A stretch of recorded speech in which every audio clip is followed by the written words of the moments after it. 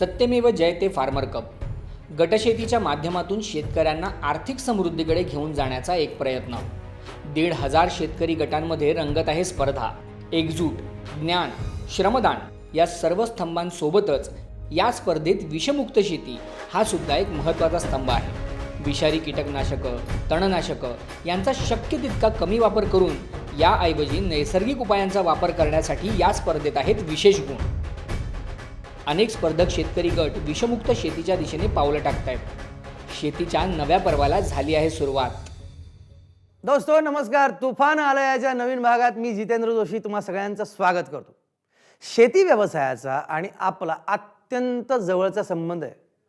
अहो, जवळचा म्हणजे थेट पोटाचा संबंध आहे, नाही का? जे काही अन्नधान्य आपला शेतकरी राजा पिकवतो त्यानंच तर आपलं पोट भरतं। पण गोष्ट इथे फक्त पोट भरण्यापर्यंत येऊन थांबत नाही। या अन्नधान्याचा थेट संबंध आपल्या आरोग्याशी सुद्धा असतो, शारीरिक आणि मानसिक आरोग्याशी सुद्धा। अलीकडे आपण काय पाहतो, कुठलाही भाजीपाला विकत घ्यायला गेलो की आपण नेहमीच साशंक असतो, यावर विषारी रसायनांची फवारणी तर केली नसेल ना? याने काही बाधा तर होणार नाही ना माझ्या कुटुंबाला आणि मला? असे यासारखे प्रश्न मनात येत राहतात। पण इथे हेही लक्षात घ्यायला हवं की आपले शेतकरी या रसायनांची फवारणी काही मुद्दाम करत नाहीत। आपल्या पिकाला किडींपासून वाचवणं हाच त्यांचा एकमेव हेतू असतो। अहो, या विषारी रसायनांच्या वापराचा सर्वात वाईट परिणाम ते फवारणाऱ्या शेतकऱ्याच्या आरोग्यावरच सर्वप्रथम होत असतो। आणि त्यामुळे त्यांची काय दशा होऊ शकते यासंबंधी सत्यमेव जयते या कार्यक्रमातला एक छोटासा भाग प्रथम आपण पाहूया। पेस्टिसाइड्स का लोगों की सेहत पे क्या असर होता है, ये जानने के लिए हमारी टीम ने पंजाब को चुना, क्योंकि पंजाब का एरिया भारत का 2% मात्र है, लेकिन यहाँ देश में इस्तेमाल होने वाले पेस्टिसाइड्स का हिस्सा देश का 15 से 18% है।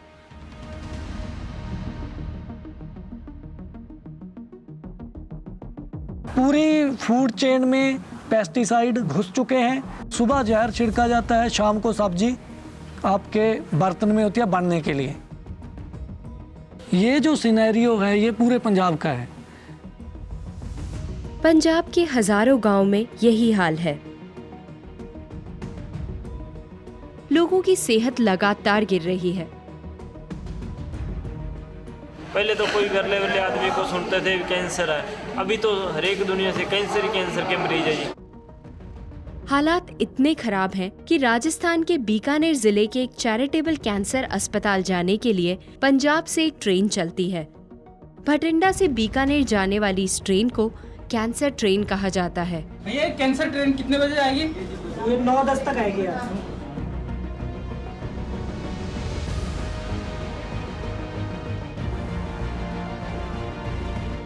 पूरी गाड़ी में कैंसर के मरीज होते हैं। मतलब कि जब हम रिजर्वेशन कराते हैं तो उसमें बहुत ज़्यादा सीरियस मरीज होते हैं, वो भी कैंसर के होते हैं। कोई उसमें मतलब कि जॉब वाला आदमी नहीं होता, कोई NRI नहीं होता, कोई मतलब कि नौकरी पेशे से नहीं होता।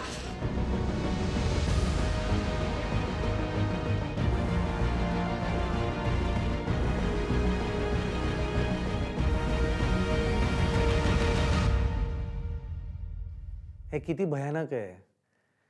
हे मन हेलावून टाकणार आहे।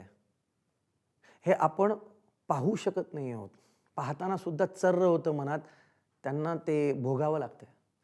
विषारी रसायनांचे आपल्या आरोग्यावर किती भयंकर परिणाम होऊ शकतात याचं डोळ्यात अंजन घालायला लावणारं उदाहरण आहे। पण आनंदाची गोष्ट अशी आहे की आपल्या फार्मर कप मध्ये आपण या समस्येवर विशेष लक्ष देत आहोत। विषमुक्त शेती म्हणजेच विषारी रसायनमुक्त शेती हा सुद्धा फार्मर कप स्पर्धेचा अत्यंत महत्त्वाचा निकष आहे। याला भरघोस गुण सुद्धा आहेत। आणि इथे अत्यंत आशादायी गोष्ट अशी की आपले अनेक शेतकरी गट याचं काटेकोरपणे पालन करत एका नव्या शेतीची, विषमुक्त शेतीची सुरुवात करत आहेत। NPM नॅचरल पेस्ट मॅनेजमेंट नावाप्रमाणेच हे एक असं विज्ञान आहे ज्यात निसर्गाचा वापर करून किडींना नियंत्रणात ठेवलं जातं। याचं सूत्र म्हणजे किडींचा स्वभाव ओळखून त्यांचे वीक पॉइंट बरोबर हेरून त्याचा वापर त्यांच्या विरुद्ध करणे। उदाहरणार्थ, काही किडींना विशिष्ट रंगाचं आकर्षण असतं, मग या रंगाचे चिकट सापळे वापरून या किडींवर नियंत्रण ठेवलं जातं। प्रकाशाकडे आकर्षित होणाऱ्या किडींसाठी प्रकाश सापळे लावून त्यांना आटोक्यात आणलं जातं. मादीच्या गंधाकडे आकर्षिल्या जाणाऱ्या नरकीटकांना फसवण्यासाठी कृत्रिम गंध असणारे कामगंध सापळे लावले जातात. याचबरोबर नांगरणी करण्याची विशिष्ट पद्धत, निंबोळीपासून बनणारं निमार्क, 10 गुणकारी वनस्पतींच्या पाल्यापासून बनणाऱ्या दशपर्णी अर्काची फवारणी असे अनेक डावपेच आखले जातात आणि याद्वारे रासायनिक कीटकनाशकांचा कमीत कमी वापर करून किडींवर वेळीच नियंत्रण राखलं जातं. वा वा, काय मस्त उपाय आहेत हे सगळे. म्हणजे निसर्गाचीच ढाल करून निसर्गाचाच वार अडवायचा, निसर्गाचाच समतोल राखायचा आणि निसर्ग जपायचा. वा वा वा, मला आवडले ते डावपेच. तर चला आता आपण बघूया आपल्या फार्मर कपचे शेतकरी विषमुक्त शेतीचे हे डावपेच कसे आखतायत ते. चला. फुलंब्री तालुक्यातल्या नर्ला गावात पिकांवरील किडींना नामोहरम करण्यासाठी पिवळ्या निळ्या चिकट सापळ्यांनी आणि फेरोमन सापळ्यांनी सज्ज अशी महिलांची एक फौज आगेकूच करते विषमुक्त शेतीच्या दिशेने. आणि या फौजेच्या कमांडर आहेत शारदा तुपे. 2 वर्षाचा मुलगा पदरात असताना पतीच्या आकस्मिक निधनाने शारदाताईंचा संसार उघड्यावर पडला. पण शारदाताई हिंमतवाल्या होत्या. दुःखाला मागे टाकत त्यांनी पदर खोचला आणि उदरनिर्वाहासाठी दुसऱ्यांच्या शेतात काम करायला सुरुवात केली. मुलगाला माझ्या आईकडे नेऊन सोडत होती, माझी आई सांभाळायची त्याला. परत संध्याकाळी मग पप्पा कोणी शेतामध्ये आणून घालायचे, कारण त्याला घेऊन तर कामाला नव्हते जाऊ शकत. तो खूप छोटा होता, खूप छोटा म्हणजे 3 वर्षाचा होता फक्त. माणसाची जिद्दच माणसाला मार्ग दाखवते. शारदाताईंची जिद्द त्यांना गावातल्याच एका पडीक 10 एकर वावरापर्यंत घेऊन आली. कामाला गेल्याच्या नंतर सकाळपासून ते संध्याकाळपर्यंत तिथं काम करावं लागतं आणि 200 रुपये रोज भेटतो. मग आपण जर कधी दुसऱ्याची शेती केली तर आपण एक म्हणजे 2 तास जरी जाऊन काम केलं तरी आपण दिवसभराचा मोबदला त्याच्यामध्ये काढू शकतो, असं एक मनात कुठेतरी विचार आला. आणि शारदाताईंनी नर्ला गावात गटशेतीची मुहूर्तमेढ रोवली. गावातल्या 4 महिला गोळा केल्या. 5 वर्षांच्या करारावर हे पडीक वावर भाड्यानं घेतलं आणि कापसाची शेती करून त्यात नफाही मिळवला. गावातल्या महिलांसाठी एक नवीन प्रेरणास्थान तयार होत होतं. ती काही कोणाचं ऐकत नाही, हिंमतबाज आहे ती. तिच्यामुळं आम्हाला पण हिंमत भेटली. आमच्या 4 जणीची एक ताकदच होती त्याच्यामुळे आम्हाला ते करणं शक्य झालं. एकत्र येण्याचं महत्त्व कळलेल्या शारदाताईंसाठी फार्मर कपची घोषणा म्हणजे एक पर्वणीच ठरली आणि त्यांनी स्थापन केला 25 महिलांचा विषमुक्त कापूस उत्पादक गट. महिलांना पण एक आनंद वाटला की आपण एक गट केलाय आणि त्याच्यामध्ये परत स्पर्धा म्हणल्याच्या नंतर सगळे एवढे खुश झाले की आणि परत त्यात 20 लाखाचं बक्षीस आपल्याला. आज नर्ला गावात शारदाताईंच्या पुढाकाराने विषमुक्त शेतीचे प्रयोग सुरू सुद्धा झालेत. दशपर्णी अर्क तयार होतोय, त्याच्या फवारण्या होत आहेत. किडींसाठी फेरोमन सापळे, पिवळे आणि निळे चिकट सापळे शेतात दिसू लागलेत. गावातल्या महिला भलत्याच उत्साहात आहेत. पुरुष भरपूर म्हणतात ते त्याचं काही खरं आहे का, आपण रासायनिक खत आणू, औषधं भारी औषधं आणू. ज्या दिवशी मी मीटिंग येऊन गेले घरी त्यानंतर आमच्या घरच्यांनी विचारलं की कसं वाटलं. म्हणलं चांगलं वाटलं, आपल्याला त्याचा फायदाच घ्यायचा आहे. मग तू मला सांगायचं, म्हणलं मला स्वतः घ्यायचं आहे. मी स्वतः पाला तयार जमा करून आणि स्वतः औषध टाकीन. तुम्हाला जरा त्याची फवारणी मारणं सांग, मी स्वतः मारून पण त्याचा फायदा घ्यायचाच यावर्षी. रासायनिक कीटकनाशकांच्या दुष्परिणामांची शारदाताईंना मुळापासून जाणीव आहे. कारण आपण एवढ्या मोठ्या फवारण्या करतो, जास्त विषारी औषध मारतो, तर आपण फवारणी केल्याच्या नंतर तेच पाऊस आल्याच्या नंतर आपल्या जमिनीत जिरतं. जमिनीत जिरल्याच्या नंतर आपल्या विहिरीच्या पाण्यामध्ये ते जातं आणि तेच पाणी आपण परत समजा ग्रहण करतो किंवा आपण ते पाणी पितो. तर याच्यामुळं आपल्या लेकरांना किंवा आपल्याला सुद्धा हानी होऊ शकते आणि आपल्या हॉस्पिटलला म्हणजे खूप पैसे पण जाऊ शकतात. शारदाताई यांची ही महिला बटालियन नर्ला गावात विषमुक्त शेती अगदी मुळापासून रुजवणार असं दिसतंय. आमचा शारदाताईवर विश्वास आहे आणि आम्ही या गटावर विश्वास ठेवणारे शारदाताईवर बी, आणि आम्ही हे काम करणारे. वा वा, शारदाताई नमस्कार. तुम्हाला आणि तुमच्या गटाला माझा मनापासून सलाम. मित्रो, शारदाताईंच्या या गटासोबतच फार्मर कप मधील इतर शेतकरी गट म्हणजे भाजीपाला अन्नधान्य पिकवणारे इतर शेतकरी गट सुद्धा आता विषमुक्त शेतीच्या दिशेनं एक पाऊल टाकत आहेत.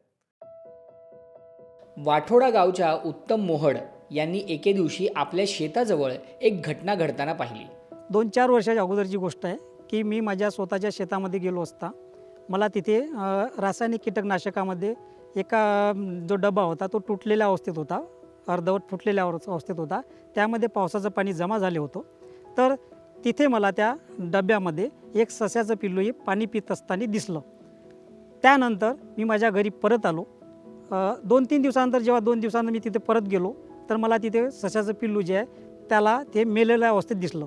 निश्चित याला विषबाधा झाल्यामुळेच तो मरण पावला हे मला समजून आलेलं होतं. रासायनिक कीटकनाशकांच्या रिकाम्या बॉटल्समध्ये सुद्धा विषारी अंश शिल्लक असतोच. याचा धोका फक्त प्राण्यांनाच नाही तर माणसांना सुद्धा पोहोचू शकतो. पण गावातले लोक कीटकनाशकांच्या बॉटल्सचा वापर अनावधानाने विविध गोष्टींसाठी करत होते. शेतकरी फवारणी झाल्यानंतर डबे शेतातच टाकून देतात. काही महिला ते डबे घरी घेऊन येतात, त्याच्यात तिखट मीठ सुद्धा भरतात. काही महिला रांगोळी भरतात. काही महिलाला असं आहे की ह्या खूपच छान दिसते, त्याच्यात तेलच टाकाव की काय. चांगला वाटला चहापत्तीसाठी करतो, चांगला वाटला खोबऱ्या तेलासाठी करतो, चांगला वाटला तर साखरेसाठी करतो. खेड्यात ही सवयच आहे. यावर काही तोडगा निघू शकतो का, हा विचार उत्तम मोहड यांच्या डोक्यात बऱ्याच दिवसांपासून घोळत होता. यातच फार्मर कपच्या रूपाने एक संधी चालून आली. गावात 3 शेतकरी गट तयार झाले होते. त्यांची एकत्रित मीटिंग बोलावण्यात आली आणि रासायनिक कीटकनाशकांचे डब्बे गोळा करून त्यांची विल्हेवाट लावण्याचा प्रस्ताव ठेवण्यात आला. पहिल्यांदाच सहमत होत नव्हतं. कोणी म्हणे आपल्याला काय म्हणे भंगारवाला म्हणन, तर कोणी म्हणे आम्हाला काही म्हणेल. तर मग सगळ्यांनी हिंमत बांधली, चला आपल्याला कोणी काही म्हणे पण आपण एक प्रयत्न करायला काही हरकत नाही, आपण वाईट काम करून नव्हतं राहिलं ना. गावात दवंडी देऊन या मोहिमेची सुरुवात करण्यात आली. मिरवणुकीमध्ये आपल्या शेत शिवारातील व घरातील कीटकनाशकाची रिकामे डबे घेऊन मोठ्या संख्येने सहकार्य करावे.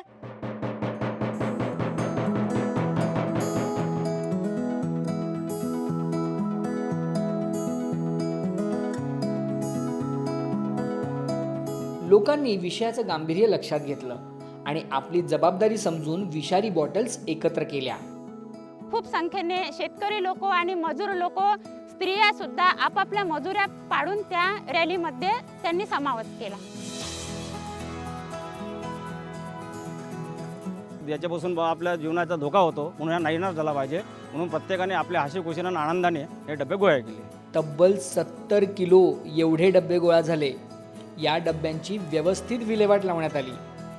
गटाच्या रूपात एकत्र आलेल्या वाठोड्याच्या या गावकऱ्यांनी विषमुक्त शेती आणि विषमुक्त गाव या वाटेवरती एक पाऊल पुढे टाकलंय.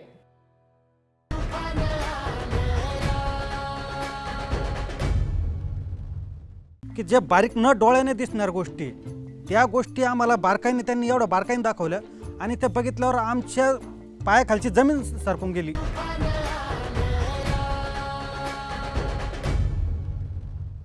मित्रांनो, महाराष्ट्रात आपलं तुफान आता घोंगावत आहे. गावा शिवारात फार्मर कप स्पर्धेची झिंग चढते आणि यातून शेतीच्या क्षेत्रात अनेक नवनवीन अफलातून कल्पना सुद्धा पुढे येत आहेत. आपले शेतकरी बांधव म्हणजे कुठलेही सायंटिस्टपेक्षा कमी नाही आहेत का, बघूया. एके दिवशी झालं असं की पाणी फाउंडेशनचे खुलताबाद तालुका समन्वयक ज्ञानेश्वर इधाते हे मोबाईल फोन विकत घेण्यासाठी दुकानात गेले आणि अचंबित झाले. त्यामध्ये त्यांनी सांगितलं की याच्यामध्ये एक मायक्रोस्कोप आहे, ज्यामध्ये तुम्ही ज्या गोष्टी नजरेनं दिसत नाही त्या गोष्टी बघू शकतात. तर मायक्रोस्कोपमध्ये बघताना मला दिसलं की माझ्या जे शर्टचे दोरे होते जे इथं दिसत नाही, पण जेव्हा झूम करून बघितलं तेव्हा दाखवलं, तेव्हा प्रत्यक्ष दोरा दिसायला लागला. तर मला ती गोष्ट इंटरेस्टिंग वाटली. एक दिव्य दृष्टीच मिळाल्याचा आनंद त्यांना झाला आणि याचा वापर नक्की कशासाठी करता येईल याचं चक्र डोक्यात फिरायला लागलं. तेव्हा मला थोडंसं क्लिक झालं की ह्या मोबाईलचा वापर आपल्याला कुठंतरी करता येईल. कुठं करता येईल तर आपण जे शेतकऱ्यांसोबत जी कीड आहे, शत्रू कीड, ही शोधण्यासाठी याचा वापर करता येईल. मग काय, ज्ञानेश्वर भाऊंनी मोबाईल विकत घेतला आणि आपला मोर्चा थेट वळवला भांडेगाव येथील आदर्श शेतकरी कापूस गटाच्या शेतकऱ्याकडे. शेतातल्या कापसाच्या पानावर ज्ञानेश्वर भाऊंनी आपल्या मोबाईलचा कॅमेरा रोखला आणि सगळेच आश्चर्यचकित झाले. जेव्हा ते पान मायक्रोस्कोपच्या त्या कॅमेरामधून बघितलं तर खूप असे त्याच्यावर काळे काळे काळे काळे काळे टिपके दिसले. माणसाला जशी खरूज होती तसं ते झाडाचे सुद्धा हाल. की जे बारीक न डोळ्याने दिसणार गोष्टी, त्या गोष्टी आम्हाला बारकाईने त्यांनी एवढं बारकाईने दाखवलं आणि ते बघितल्यावर आमच्या पायाखालची जमीन सरकून गेली. पिकावर किडींच्या होऊ घातलेल्या मोठ्या हल्ल्याची ही पूर्वसूचना होती. यावर वेळीच काही उपाय केला नाही तर किडींची संख्या झपाट्यानं वाढणार होती. हा धोका ओळखून किडींचा हल्ला परतून लावण्यासाठी शेतकरी सावध झाले. लगेच त्याच दिवशी संध्याकाळी घरी जाऊन प्रत्येकाने लिंबोळी पावडर जे बनवून ठेवलं होतं ते आम्ही लिंबोळी अर्क तयार केलं आणि दुसऱ्या दिवशी उन्हाच्या अगोदर पूर्ण फवारणी करून घेतली. निंबोळी अर्क या नैसर्गिक कीड नियंत्रणाच्या पद्धतीचा अवलंब करून शेतकऱ्यांनी किडीचा हल्ला थोपवला आणि ही बातमी आजूबाजूच्या गावात वाऱ्यासारखी पसरली. जेव्हा आम्ही त्यांना हे प्रत्यक्षात त्या कॅमेऱ्यातला समोर ते किडी वगैरे दाखवली तेव्हा गावात लोकसुद्धा जागृत झाले. या मायक्रोस्कोपिक कॅमेऱ्याच्या रूपात शेतकऱ्यांना आता एक नवा सोबती मिळाला आहे. किडींविरुद्धच्या लढाईत हा साथीदार शेतकऱ्यांची बाजू मजबूत करणार यात शंका नाही. अरा म्हणजे ही आयडिया भारीच आहे नाही का हो? शेताचा जरा पंचनामा करा, किडींना पकडा रंगे हात. क्या बात आहे यार. सॅल्यूट. घेऊया एक छोटासा ब्रेक.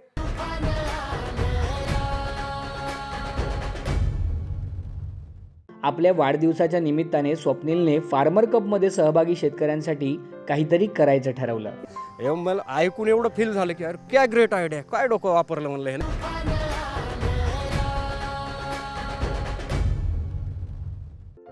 युवा जलमित्र स्वप्नील कोल्हे हा संगमनेरमध्ये LLBच्या फायनल इयरमध्ये शिकतोय.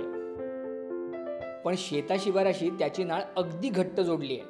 म्हणूनच आपल्या वाढदिवसाच्या निमित्ताने स्वप्नीलने फार्मर कपमध्ये सहभागी शेतकऱ्यांसाठी काहीतरी करायचं ठरवलं. स्वप्नीलचा मला एका दिवशी कॉल आला आणि म्हणे जाधव सर मला एक आयडिया आहे, प्रत्येकाच्या घराघरात जायचं असेल तर ही SOP आपण एका प्रिंटवर जर घेतल्या, प्रिंट केल्या आणि ही जर त्या गावकऱ्याला वाढदिवसानिमित्त वाटलं तर कशी आयडिया. मला ऐकून एवढं फील झालं की यार क्या ग्रेट आयडिया, काय डोकं वापरलं म्हणलं हे. SOP म्हणजे स्टँडर्ड ऑपरेटिंग प्रोसिजर, अर्थात शेतीच्या तंत्रशुद्ध पद्धतींची इत्थंभूत माहिती.